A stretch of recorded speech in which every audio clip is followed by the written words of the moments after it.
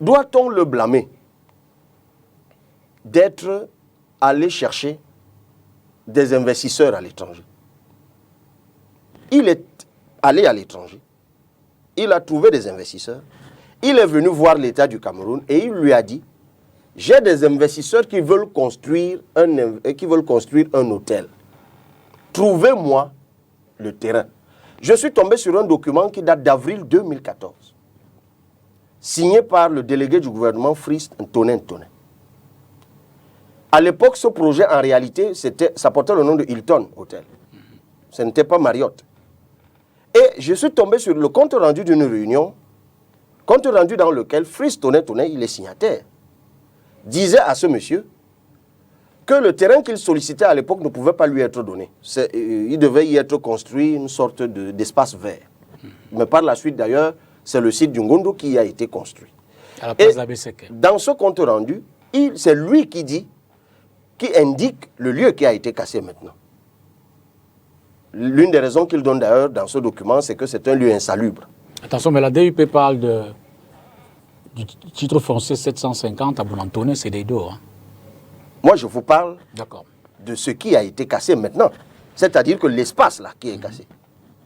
C'est là, dans ce compte rendu, c'est cet espace qui est dédié. Et il préconisait dans ce document, justement, une DUP, un dédommagement, un accompagnement des populations. Donc je ne l'accuse pas. C'est pour vous dire que c'est une affaire qui date de 2014. Ça a traîné parce que l'État n'a pas su prendre ses responsabilités. Je suis tombé sur un autre document qui, lui, est encore plus étonnant que le précédent.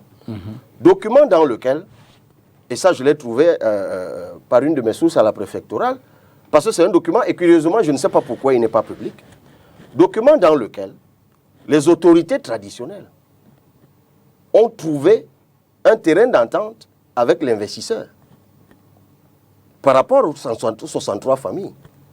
Et l'investisseur prend l'engagement, outre ce que l'État donne, de payer 12 mois de loyer à toutes les personnes qui sont déguerpies, leur donne des frais de déménagement et prend également l'engagement d'immatriculer à ses frais un autre 5 hectares, un espace de 5 hectares autour de Douala, un autre domaine privé de l'État. Qui leur sera attribué. Qui leur sera gratuitement attribué.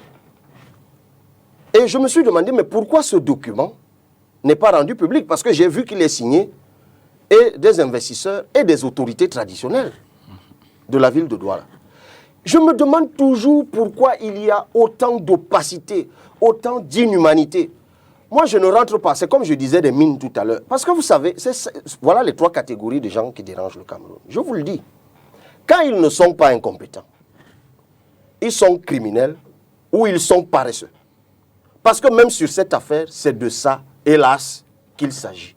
Moi, le cri que je lance, et nous avons tous suivi tout à l'heure, tous les doutes qui sont soulevés au sujet des titres fonciers, des entourloupes, des mensonges qui ont émaillé cette affaire. Pourquoi on ment?